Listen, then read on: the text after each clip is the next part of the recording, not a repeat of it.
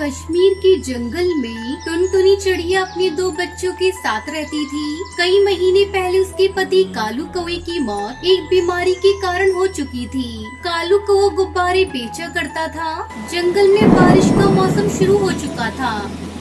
हे भगवान, 2 दिनों से मूसलाधार बारिश हो रही है जंगल में। घर का सारा राशन भी खत्म हो गया।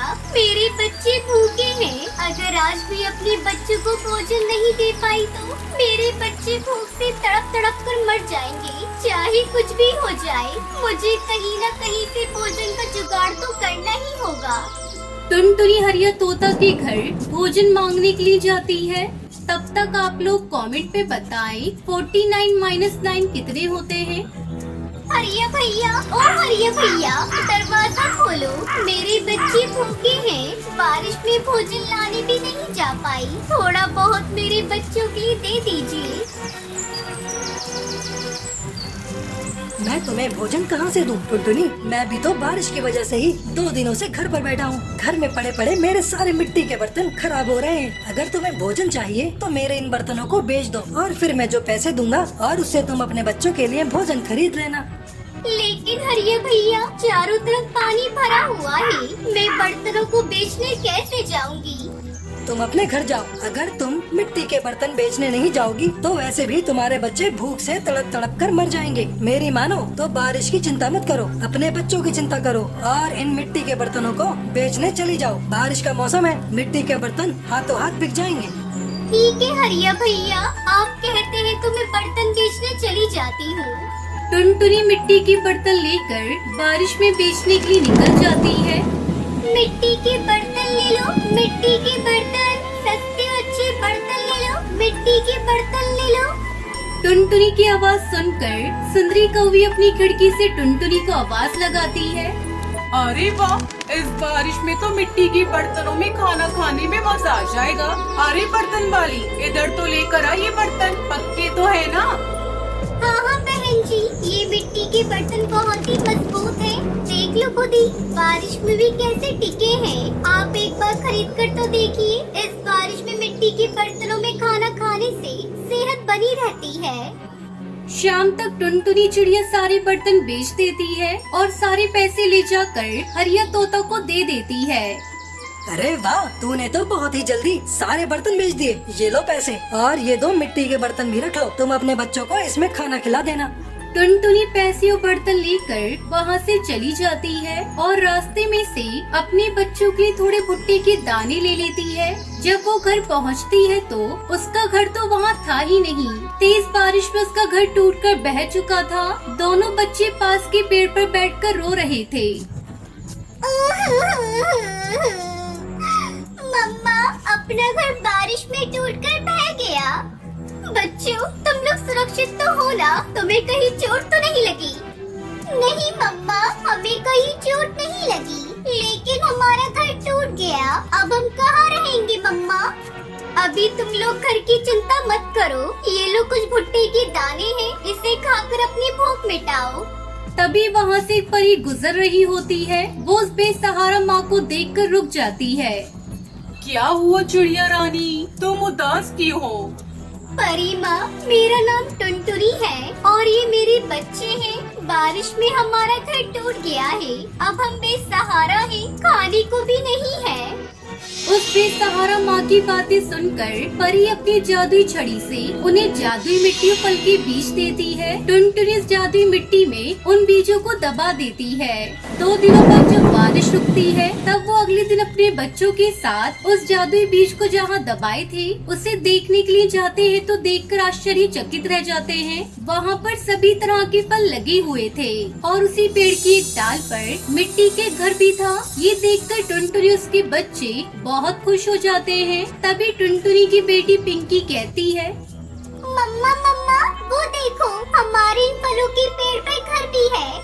हाँ बेटा, मैं भी देख रही हूँ। चलो पास जाकर देखते हैं। वो खुशी खुशी उस जादुई मिट्टी के घर में रहने लगते हैं। उनके पास अब ना तो भोजन की कमी थी और ना ही रहने की दिक्कत थी।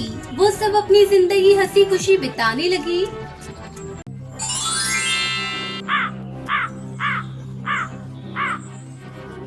किसी जंगल में टुनटुनी चिड़िया अपनी मम्मी पापा के साथ रहा करती थी। उसे गाना गाना बहुत ही पसंद था, इसलिए वो अपनी पढ़ाई के बाद जो समय मिलता उसमें गाना सीखा करती थी। तू नहीं तो ये रुत, ये हवा, क्या करूं, क्या करूं। तू नहीं तो ये रुत, ये हवा, क्या करूं। दूर तुझसे मेरे के बता, क्या करूं, क्या करूं। सुना सुना है जहां, अब जाऊं मैं कहां। बस इतना मुझे बतला जा। भीगा भीगा समा ऐसे में है थका, मेरा दिल पुकारे। एक दिन जब अपनी सिंगिंग क्लास से घर आई तो वो अपनी माँ टोनी से कहती है, अरे अम्मा, मैंने सिंगिंग पूरी सीख ली है। मैं जल्दी अपना सिंगिंग एकेडमी खोलूंगी, जहाँ मैं गरीब बच्चों को बिल्कुल कम फीस में सिंगिंग सिखाऊंगी। टुनटुनी, अब ये सिंगिंग विंगिंग बहुत हो गया। तुझे सिंगिंग बहुत पसंद थी ना, इसलिए मैंने तुझे आज तक सिंगिंग सीखने से मना नहीं किया। लेकिन अब तू बड़ी हो गई है, कुछ ही दिनों बाद तेरी शादी हो जाएगी, फिर तू अपने ससुराल में जाकर सिंगिंग एकेडमी खोलते रहना। तब तक आप लोग कमेंट पे बताएं 76 - 67 कितने होते हैं। नहीं माँ, मैं अभी शादी नहीं करूँगी, मुझे शादी नहीं करनी। खबरदार, जो तूने इस विषय पे एक बात और बोली तो मैंने तेरी शादी के लिए तेरी मासी से कहा है, कोई अच्छा रिश्ता मिलते ही मैं तुम्हारी शादी कर दूंगी। टुनटुनी चुपचाप अपनी माँ की बातों को सुनती रही और कुछ न बोली। जल्दी उसका रिश्ता कालू कौवे से हो जाता है। कालू की शहर में बहुत अच्छी नौकरी थी। एक दिन टुनटुनी अपनी सास के साथ बैठी थी, तभी उसकी सास कहती है, अरे बहू, मैंने सुना है तू शादी के पहले सिंगिंग भी सीखा करती थी। हाँ माँ जी, मैंने सिंगिंग सीखी तो है, क्योंकि मुझे गाना गाना बहुत अच्छा लगता है। मैं सोच रही थी अपना सिंगिंग एकेडमी खोलूं और अपनी सुनर को आगे बढ़ाऊं। आपका इतना बड़ा घर है, अगर आपकी आज्ञा हो तो मैं अपना सिंगिंग स्कूल खोल लूं। अरे नहीं नहीं बहू, ये तुम क्या कह रही हो, दोबारा ऐसी बात करना भी मत। तुम्हें बहू बना कर लाए इस घर में, गायिका बनाने के लिए नहीं। मेरा बेटा बहुत अच्छा कमाता है, तुम्हें क्या जरूरत है सिंगिंग स्कूल खोलने की। अब उठो और जाकर मेरे लिए जल्दी से कच्ची चाय बना कर लाओ। तुम्हारी बातें सुनकर मेरे सर में दर्द होने लगा। उस दिन के बाद से टुनटुनी ने सिंगिंग एकेडमी के बारे में बात करना ही छोड़ दिया। इस तरह से समय गुजरने लगा। एक दिन टुनटुनी पर मुसीबतों का पहाड़ टूट पड़ा जब कालू को ऑफिस से घर नहीं लौटा। माँ जी, बहुत देर हो गई, अभी तक ये ऑफिस से घर नहीं आए। मेरा जी बहुत घबरा रहा है, कहीं कोई अनहोनी ना हो गई हो इनके साथ। आप जल्दी जाकर पता करके आइए ना माँ जी। बहू, तो बेकार में जरा सी बात पर परेशान हो जाती है। आ जाएगा कालू, कहीं किसी काम में बिजी हो गया होगा, थोड़ा इंतजार कर ले। इस तरह पूरी रात गुजर जाती है पर कालू घर नहीं लौटता। माँ जी, अब तो आपको इन्हें देखने जाना ही होगा। ठीक है बहू, मैं अभी जाती हूँ, तू हौसला रख। सुंदरी कौवी अपने बेटे को ढूंढने के लिए जाती है तो रास्ते में उसे कालू मरा हुआ पड़ा मिलता है। वो रोती बिलखती घर पहुँचती है। अरे बहू, हम बर्बाद हो गए बहू, मेरा बेटा अब दुनिया में नहीं रहा। अब हमारा क्या होगा बहू, एक ही तो घर में कमाने वाला था, ऊपर वाले उसे भी हमसे छीन लिया। माँ जी, आप झूठ बोल रही हैं। ऐसा नहीं हो सकता माँ जी, ये सब क्या हो गया। कालू जी आज बहुत खुश थे, वो मुझसे बाहर घुमाने का वादा करके गए थे। पता नहीं हमारी खुशियों को किसकी नजर लग गई। मैं कैसे जीऊंगी, मेरी तो दुनिया ही उजड़ गई। ऐसे ही कई दिन गुजर गए। बहू, अब रोने धोने से कोई फायदा नहीं, भूखे मरने की नौबत आ गई है। एक दिन मैंने तुझे सिंगिंग करने से मना किया था, लेकिन मुझे लगता है अब तुझे घर खर्च चलाने के लिए गायिका बनना पड़ेगा। मैं तो बूढ़ी हो गई, मुझसे तो कोई काम धंधा नहीं होगा। टुनटुनी अपनी सास की बात मानकर सिंगिंग एकेडमी खोल लेती है और बच्चों को सिंगिंग सिखाने लगती है, जिससे उसकी कुछ आमदनी हो जाती है। इसी तरह दोनों सास बहू खुशी खुशी रहने लगती हैं।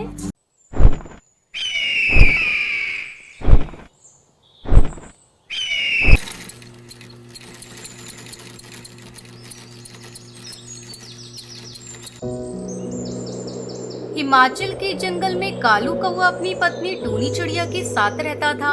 उसकी बेटी का नाम टुनटुनी था। कालू कौवा एक दर्जी था। जंगल के सभी पक्षी अपने कपड़े कालू से ही सिलवाया करते थे। एक दिन टुनटुनी अपनी सहेली रानी चिड़िया और हरी तोती के साथ खेल रही थी। तभी रानी चिड़िया कहती है, अरे टुनटुनी, तुमने सुना? सेठ जी के बेटे का कल जन्मदिन है। उन्होंने जंगल के सभी पक्षियों को बुलाया है। मैं अपनी मम्मी पापा के साथ जाऊंगी, तू भी जाएगी, बहुत मजा आएगा। अरे ये क्या जाएगी? ये तो गरीब है, इसके पास सुंदर ड्रेस भी नहीं है जिसे पहनकर ये सेठ जी के घर जाएगी। तुझे पता है मेरे पापा मेरे लिए एक नई ड्रेस लेकर आए हैं, मैं उसे ही पहनकर सेठ जी के घर जाऊंगी। अरे हरी तोती, तू ऐसे मत बोल, टुनटुनी को बुरा लगेगा। तब तक आप लोग कमेंट में बताएं 79 into 5 कितने होते हैं। बुरा लगता है तो लगे, मैंने कुछ गलत नहीं कहा। ये गरीब है, इसके पास ढंग के कपड़े भी नहीं है। अच्छा अब मैं चलती हूँ। मेरे माँ बाप गरीब है तो इसमें मेरी क्या गलती है? आज से पहले तोती बहन ने कभी मुझसे इस तरह बात नहीं की। पता नहीं आज उसे क्या हो गया। मेरे मम्मी पापा गरीब है तो क्या हुआ, वो मुझसे बहुत प्यार करते हैं। जाने दे टुनटुनी, हरी तोती तो पागल है, उसके मुंह में जो आता है वो बोल देती है। अब तू अपने घर जा, मैं भी अपने घर जाती हूँ, बहुत देर हो गई है खेलते खेलते। टुनटुनी अपने घर जाती है और अपनी माँ टूनी से कहती है, मम्मी, कल सेठ जी की बेटी का जन्मदिन है, हम लोग उपहार में क्या लेकर जाएंगे? क्या बताऊँ बेटा, हमारे पास तो इतने पैसे भी नहीं है कि मैं एक अच्छा सा उपहार खरीद सकूँ। कोई बात नहीं माँ, ये रेशमी कपड़े यहाँ पड़े हुए हैं। मैं सेठ जी की बेटे के लिए इनसे एक सुंदर सा ड्रेस सील देती हूँ। हाँ टुनटुनी बेटा, ये ठीक रहेगा। तुम अभी से ही ड्रेस सिलना शुरू कर दो, रात भर में ड्रेस सिलकर तैयार हो जाएगा।